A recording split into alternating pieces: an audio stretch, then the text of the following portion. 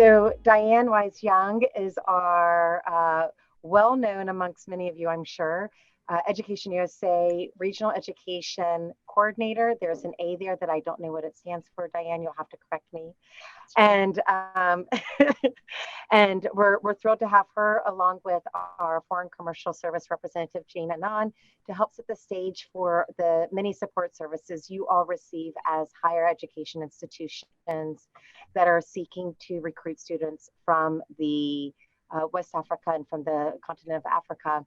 And we are thrilled to be able to say that we know that there is a high interest in attracting more and more students from the continent to study in the United States.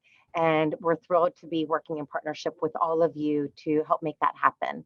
Diane, over to you, please. Thanks, Jen. Thanks, Jen. So normally we don't say all of the words that REACT stands for, but it's Regional Educational Advising Coordinator. So it's a pleasure to be here. It's nice to be among friends. I see many familiar names in the attendees list. I won't talk long. The experts are here to follow me. But thank you, first of all, for being here today, and more importantly, for your commitment to the region by coming to our fairs that will happen not too many weeks away. Some of you may be starting to travel soon. Some of you may already be on the road and are coming to Ghana from other places. As you all know, Education USA is the network of advising centers around the world. We're in over 170 countries and have over 430 centers. You're going to have the chance to visit and work with 5 of our very best. And I look forward to that, look forward to the good experiences I know that you will have. The other thing that we pride ourselves on within Education USA is giving students the opportunity to find that best fit institution, the one that is right for them and the one that perhaps they've never heard of. Most likely they have not. And so we work really hard to promote that philosophy and concept. And hopefully many of your institutions will be receiving our students.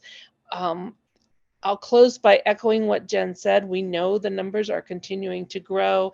I'm guessing you all are coming to visit because you've seen growth in your applications from this part of the world. And we're thrilled to see that and look forward to that continuing. I'll be here throughout the session and be happy to answer questions later. I'll stop now and turn things over to Jane. Hello, everyone. Good afternoon. My name is Jane Annan. I'm the commercial specialist here in Ghana for the Foreign Commercial Service team. I'm just about to share my screen so that we can go through a few slides. Kindly let me know if you can see the screen. Jane, yes, we can see it. It's not in slideshow mode, but it's easy to see. Okay. Just try and see if I can put it. Is it in slideshow now? That's perfect. Yes, it is. Great. Okay. Thanks. So I'll just go straight into what we do and the services that we offer.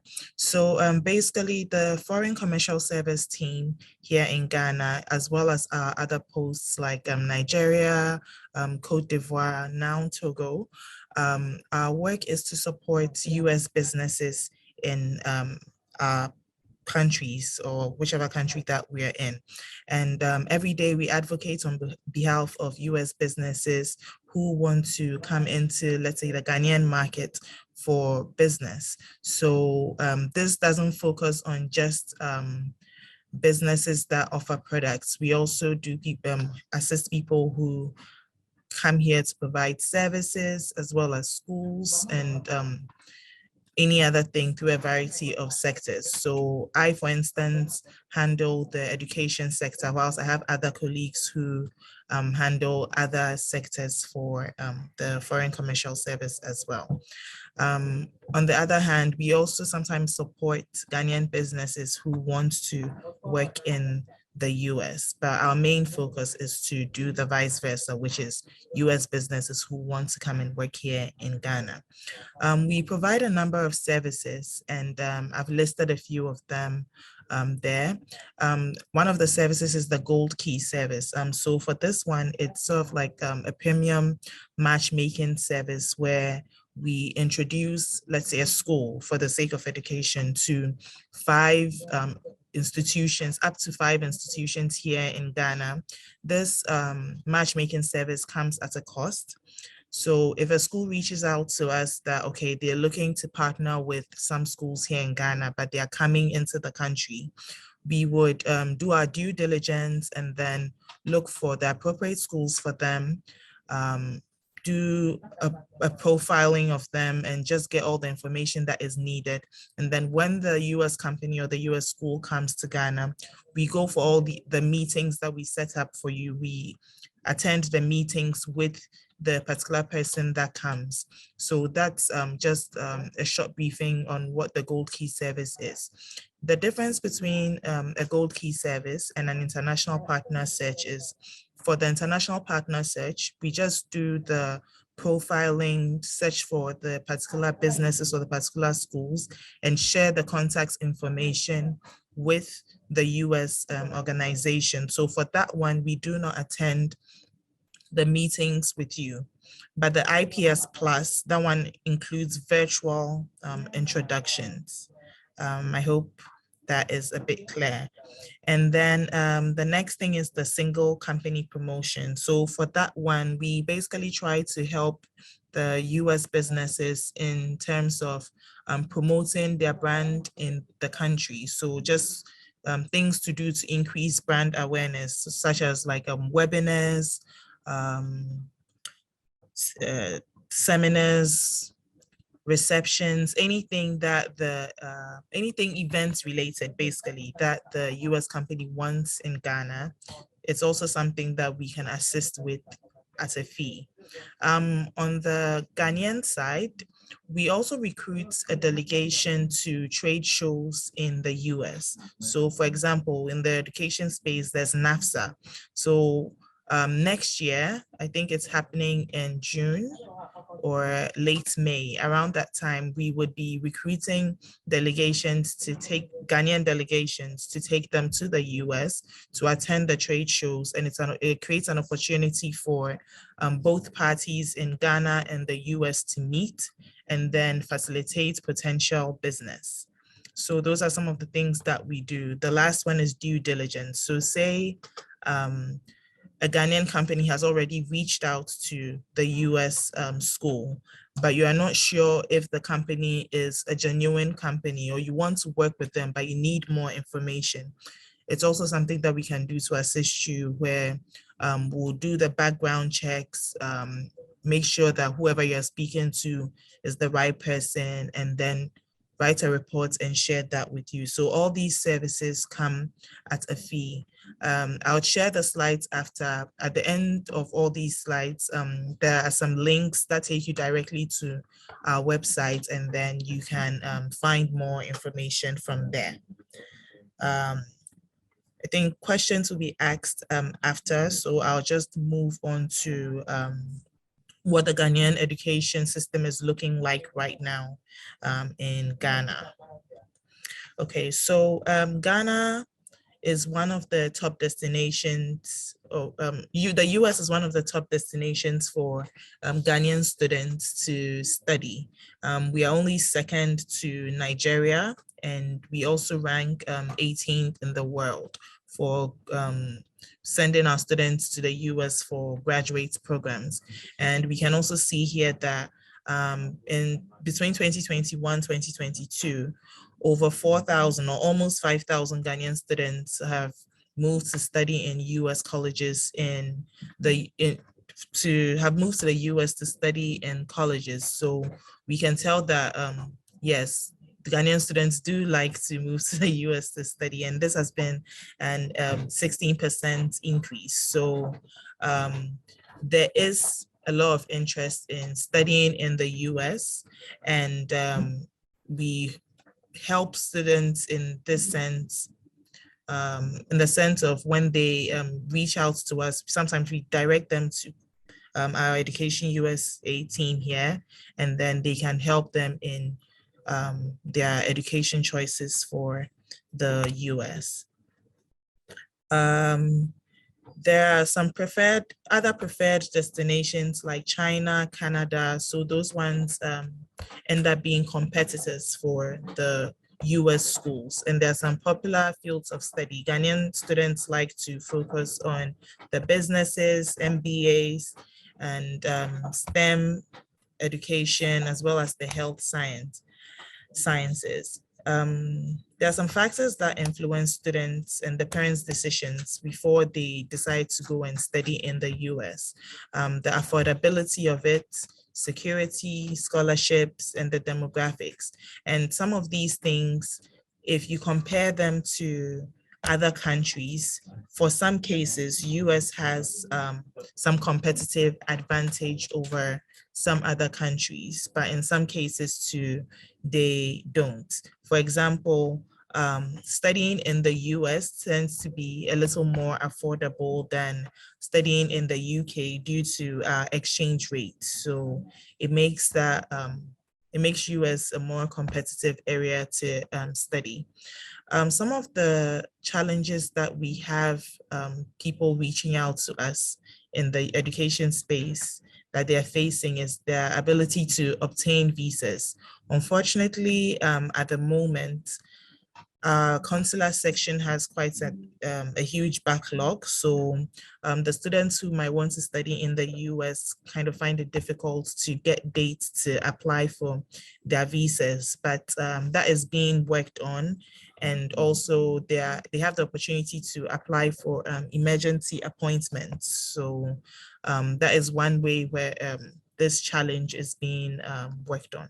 Yeah. In the competitive landscape, like I mentioned, the top competitors are the UK and Canada.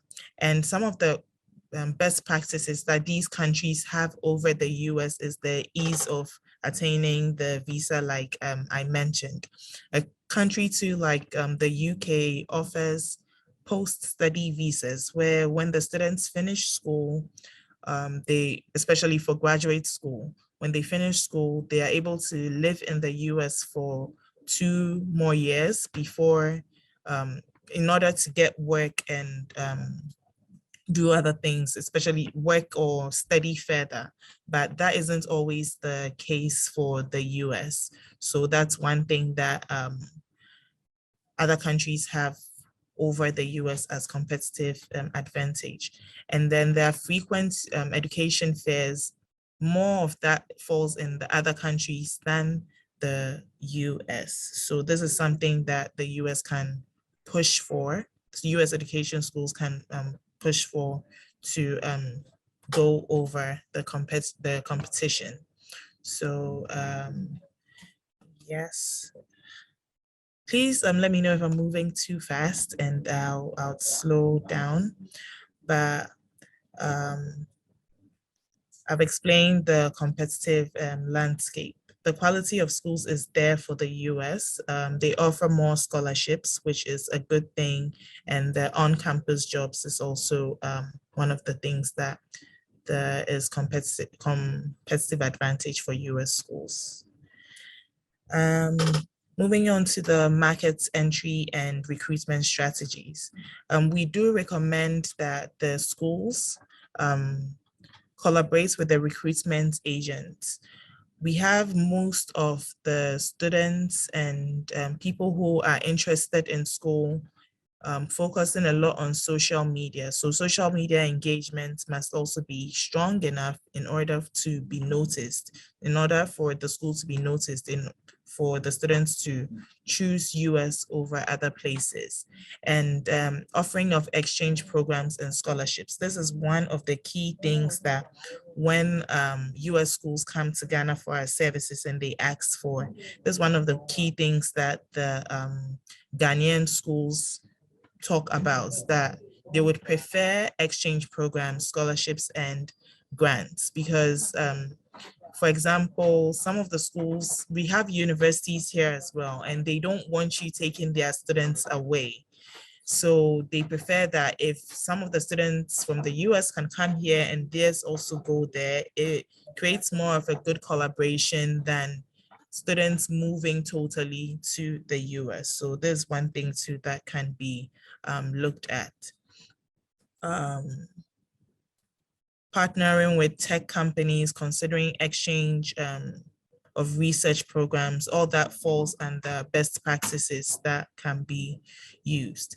Some places that we have opportunities, like I'll touch on the virtual distance learning. So during COVID, for instance, I wanted to do my graduate school, but because COVID came in, I couldn't move to this was in the UK. I wasn't working in the US embassy at that time. Couldn't move to the UK to go and study. So the school offered virtual distance learning for me for graduate school. And then after COVID died down a bit, I had the opportunity to go there to go and study if I wanted to. So this is something too that we feel like there's an opportunity there. So the school can offer the virtual distance learning here for a period of time, and then they can move on maybe a year later to go and finish up their courses, or opportunity to graduate, go for their graduation events and all that. So that's also an opportunity here. So because in that case, it reduces the costs for the Ghanaian families as well, for having to move totally like in one setting to go to the US. So those are some of the opportunities. We talk about engagements with international schools, and then partnering with the government and local universities as well. So I think that brings me to the end of my presentation. These are the contact details for the US Commercial Service. If you need any help, if any school needs any help with market entry into Ghana, we can assist you, and we're happy to do so. Thank you.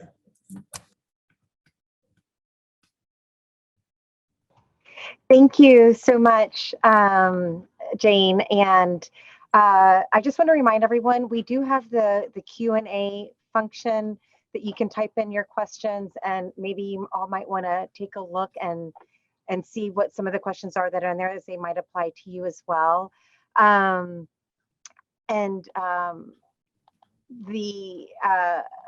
We had some issues, but it looks like, I think finally we're finding a way to work around some of our actually many of your fellow higher education representatives were struggling. The Zoom was not playing nice, but I think we're finally getting folks on.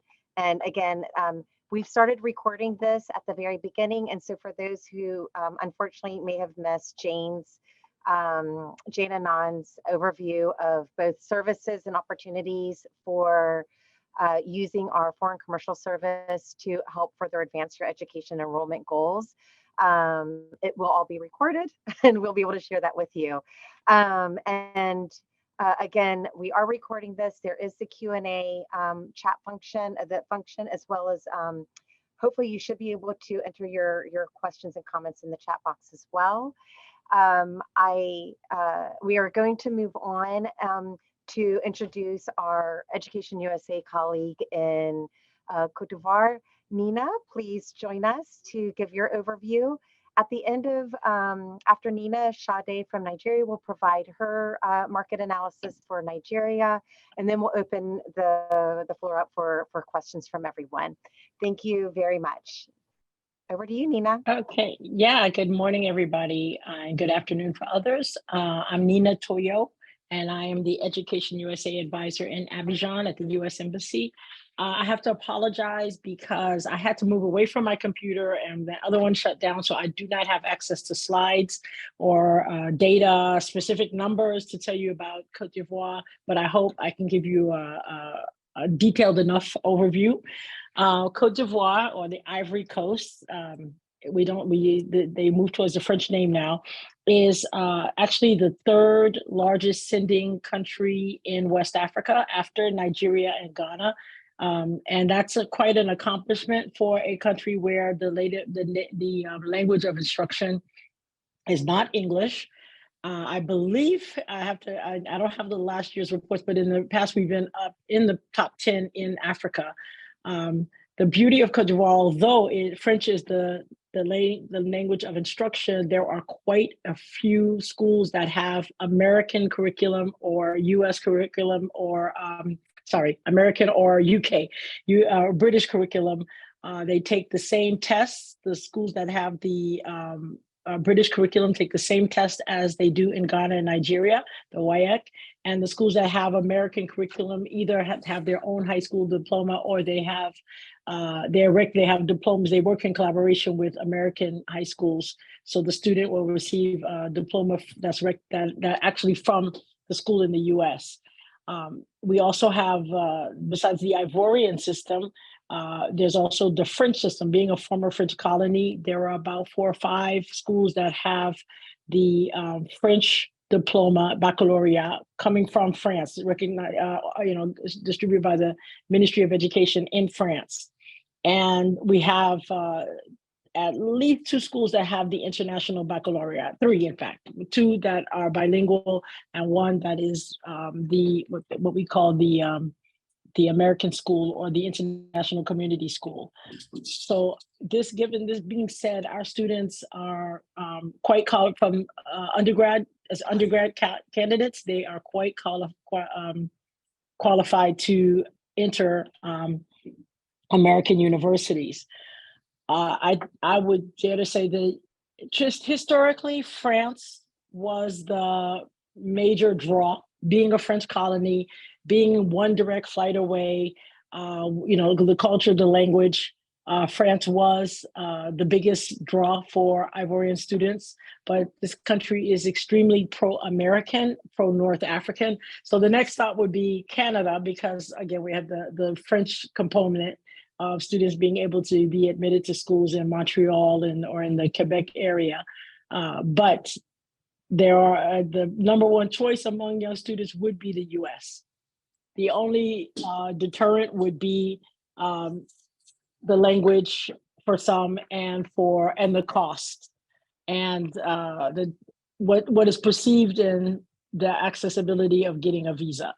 So, but this year, the consul told me that they have given out over 900 student visas, F1 visas, in this past 2022-2023 school year. And that's the highest number that has ever been given out since Cote d'Ivoire has been given, since U.S. Embassy has been giving visas to students. So there's a very positive turnaround. And visiting Cote d'Ivoire will just strengthen that draw to study in the U.S. In terms of new competitors on the market, there is China, there's India, Australia, although it's quite far away.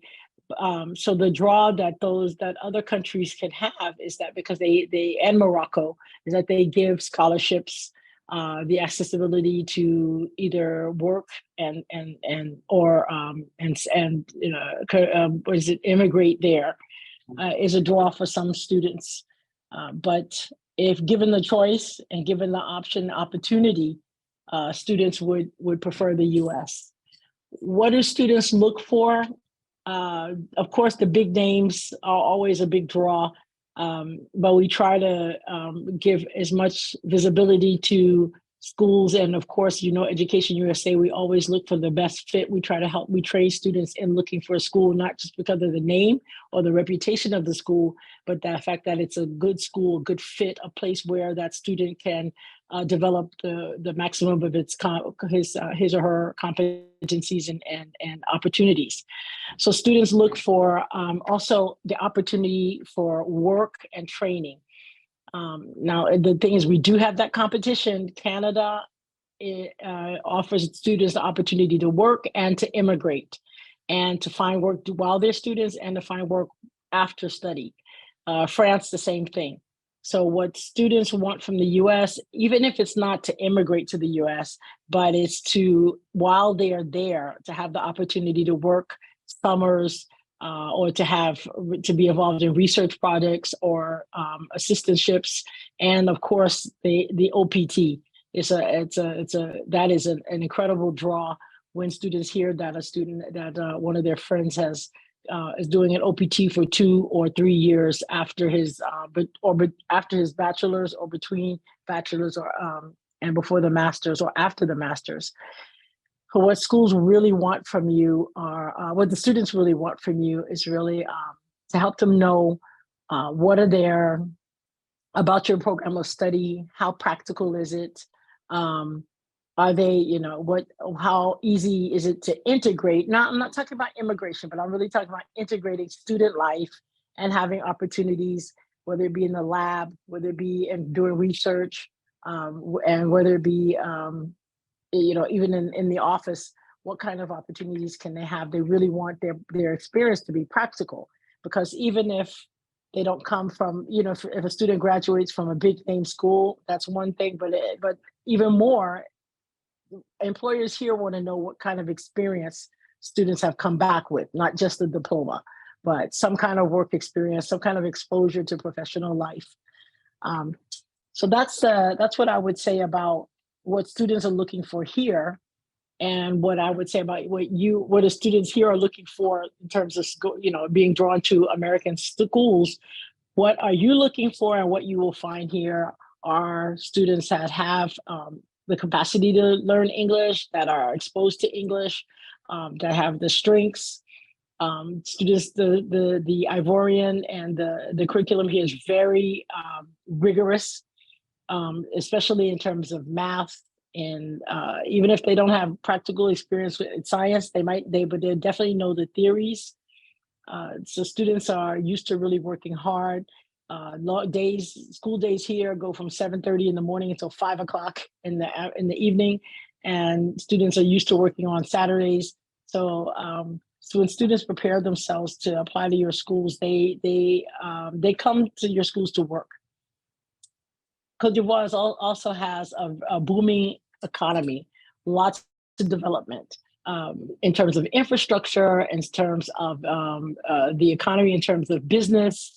There are many young entrepreneurs coming back. A lot of our leadership are also the political leadership. A lot of our government leaders have studied in the U.S., including the president of the country, the prime minister.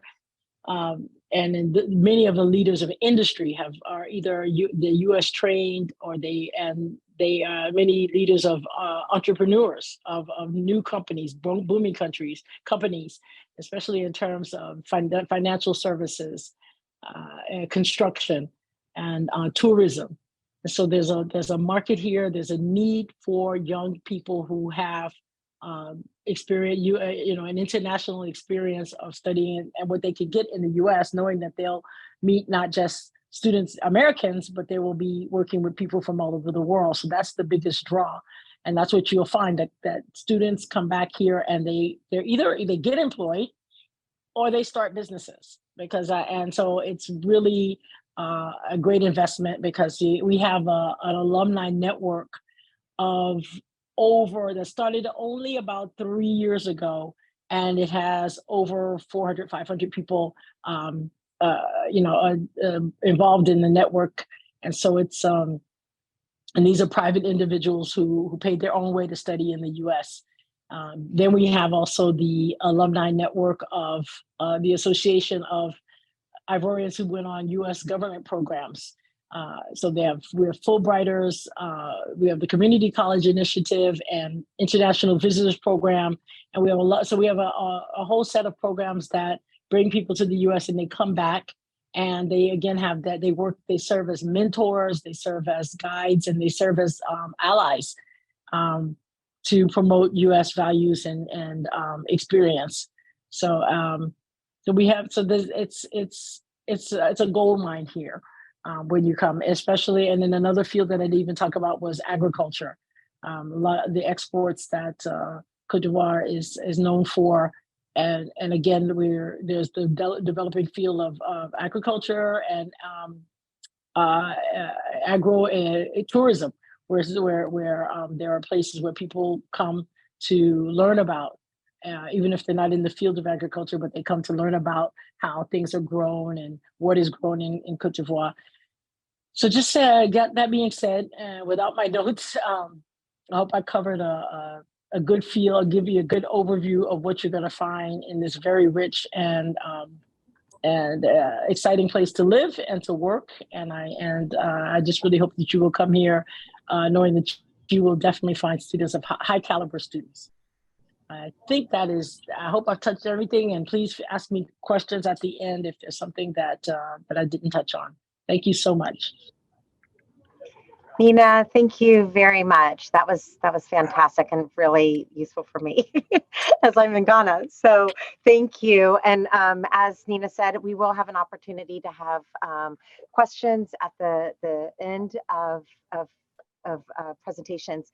So, but next up we have Sade, who represents our Education USA. She's an education specialist and advisor in Nigeria. Welcome, Sade, over to you.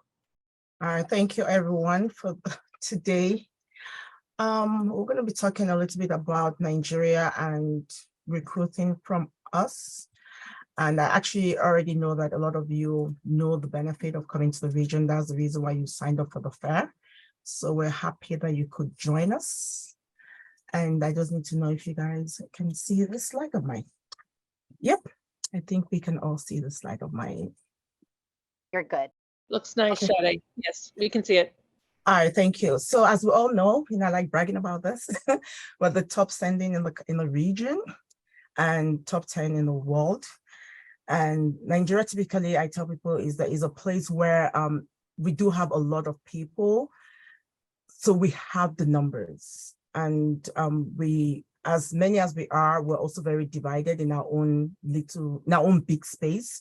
We have a lot of languages, we have a lot of states, so we're so divided in terms of religion, tribes, and things like that, so your next door neighbor might actually not be able to hear you except you actually speak English. So I explain that to a lot of people. I know we speak English a lot in Nigeria because we're so divided in the tribes that would speak that English language, or Pidgin is that one language that we all know or we all can relate to.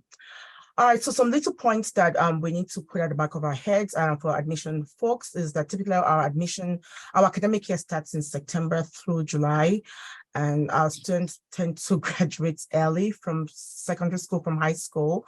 So I see at HEIS will get back to us to say, oh, we have this 15-year-old, we have this 16-year-old. How did they graduate on time? Like, yes, our students tend to graduate on time. We start typically between the age of 5 and 6, but kids tend to skip classes, and during the we call the elementary classes, they tend to skip before they get to the secondary school classes. And yeah, sometimes you just see kids just finish. I mean, the kid just finish at 13, and I was telling the parents, what are they rushing for? I don't know. But yes, so we see early graduation. Our university education is highly competitive because we also have we don't have as many universities as the number can take. Every year, we get over 2 million people trying to get into US higher education. And that's the reason why the demand for higher education is actually really, really top. So everywhere around the region, you'll find Nigerians actually going to school because they do not have the opportunity to actually have a slot or have a space within the country. Some other facts, numbers that we can talk about is our raw numbers in terms of just not being the first. I always tell people that it's 14,000, and I know we're hitting another milestone in the coming months. We're top leading in the world. For Education USA Nigeria, we reach over 85,000 students on an annual basis through our outreaches at various high schools and various universities. Most of our parents will tell you they can pay between $15,000 to $20,000 a year That's typically what parents will say to you, but we definitely have people who, a few of the parents who can go beyond that. I was speaking to a colleague of mine who, we worked the student together who was going to a school in California, and they were paying over $80,000. And for all the advisors in the office, we've not been able to get our head around, you know, the reason why the parents have paid $80,000 plus for a school in the US. But yeah, there are parents who can do that, who have family there, they have reasons why they want to go. Oh, good for them. We're happy to have those kind of students. And we actually tease in the office to say those are the easiest students to advise through the process, because the parents have the money to pay. So it's actually really, really easy to help them through that process. We do have a couple of students who actually look for financial aid. Financial aid is actually becoming more popular because of the current economic situation in Nigeria, where parents who typically can afford $40,000 now can only afford 20, and those who could afford $20,000 maybe can only now afford $10,000. So the drive for affordability is actually on the increase. So what's from the Nigerian students' perspective, even from the parents' perspective, what are parents looking at? What are they looking for in a school? They're looking for schools that are internationally friendly. I've seen kids with multiple admissions, and when you ask them, why did you choose this particular school? And they will tell you, oh my God, they've been so nice to me. That's the reason why I'm going to this school. Yeah, so Nigerians actually like, we like hospitality. Yeah, they like people to show that they're welcome in a particular setting. You know, of course, reasonable tuition, board and room is what parents are looking for, an opportunity to have opportunity for work study on campus. Good financial aid packages for students who are really smart is something the parents and the students are also fighting for. Graduate students are always looking for fee waivers. They actually crack me up anytime we're having a session, and the next thing they ask me, do they have an application fee waiver? I'm like, you guys go pay application fees. Stop looking for fee waivers everywhere. Of course, the Nigerians are actually tailored towards scholarship. That's always a drive, even if it's something small or mid-size. It's a plus for them to see that there's some kind of scholarship attached to their application package. And of course, if you share a lot of success stories from your institution, the students tend to connect with that. So I've seen schools who just get so many Nigerian students just because of the story that is being told, or they tell you, oh, my classmate from last year actually went to the school, and that's just the only reason why they want to apply to this A or this X school. So success stories actually do play a lot of role in students deciding where they want to go to. So our parents are looking at affordability. Rich kids are looking for ranking. Yes, ranking is such a big deal for the elite families, very, very big deal for them. Internship opportunities, flexibility of programs on your campus, graduate school opportunities. A lot of parents are also looking for grad school opportunities. So after they graduate, what are the chances of them getting to graduate school? Of course, over again, I would mention the fact that yes, scholarship, financial aid, tuition waivers are something that the kids who are really, really smart are looking forward to. And yes, we actually do have a lot of smart kids in Nigeria, like a lot of smart kids in Nigeria. So why should you come recruit in Nigeria? There's a lot of interest, like there's no session. And so we're thinking about college fair. All we're thinking about now in our college fair is how to reduce the numbers, how not to make people come for the fair. We don't want to advertise. We don't want press release. We don't want anything. And our American supervisors are pushing, oh, let's do a press release. Oh, let's put it on Facebook. And we're like, no, we don't want that. There's going to be a lot of people. We don't want a lot of people to come for the fair. Yeah, so the numbers are there. The interest is there.